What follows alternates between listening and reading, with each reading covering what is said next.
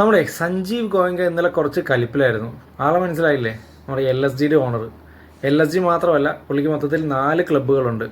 ഒന്ന് നമ്മുടെ LSG IPL-ലെ, 2 ISL-ലെ മോഹൻ ബഗാന്, 3 നമ്മുടെ ഇംഗ്ലണ്ടിലെ 100-ലെ മാഞ്ചസ്റ്റർ ഒറിജിനൽസ് എന്ന് പറയുന്ന ക്ലബ്ബ്, പിന്നെ സൗത്ത് ആഫ്രിക്കൻ T20-യിലെ ഡർബൻ സൂപ്പർ ജയൻസ് എന്ന് പറയുന്ന ക്ലബ്ബ്. അങ്ങനെ മൊത്തം 4 ക്ലബ്ബുകൾ പുള്ളി ഹോൾഡ് ചെയ്യുന്നുണ്ട്. അപ്പോൾ ഇന്നലെ നമ്മുടെ ഋഷഭ് പന്തും പുള്ളി നമ്മൾ കളി കഴിഞ്ഞിട്ടൊരു 1-1 ടോക്ക് നടക്കുന്നുണ്ടായിരുന്നു.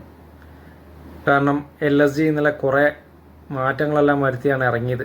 ഓപ്പണിങ്ങിൽ ഋഷഭ് പന്ത് ഇറങ്ങി.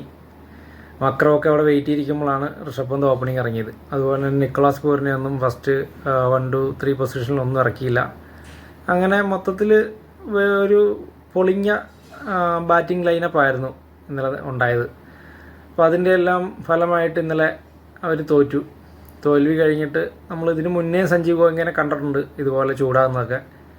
2024-ലാണ് അതിൻ്റെ രൂക്ഷഭാവം കണ്ടത്. KL രാഹുലും സഞ്ജീവ് ഗോയങ്ക തമ്മിൽ SRH ആയിട്ടുള്ള മാച്ച് തോറ്റതിന് ശേഷം ഗ്രൗണ്ടിലൊരു വൻ അടി തന്നെ നടന്നു.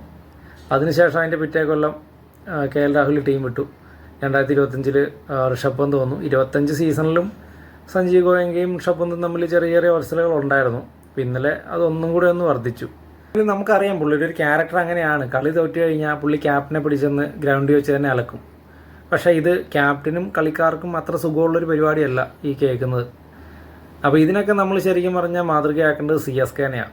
കളി തോറ്റാലും ജയിച്ചാലും റിസൾട്ട് എന്തായാലും ടീമിലെ പ്ലെയേഴ്സിനോട് അവർ കാണിക്കുന്ന ഒരു റെസ്പെക്റ്റ് ഉണ്ട്.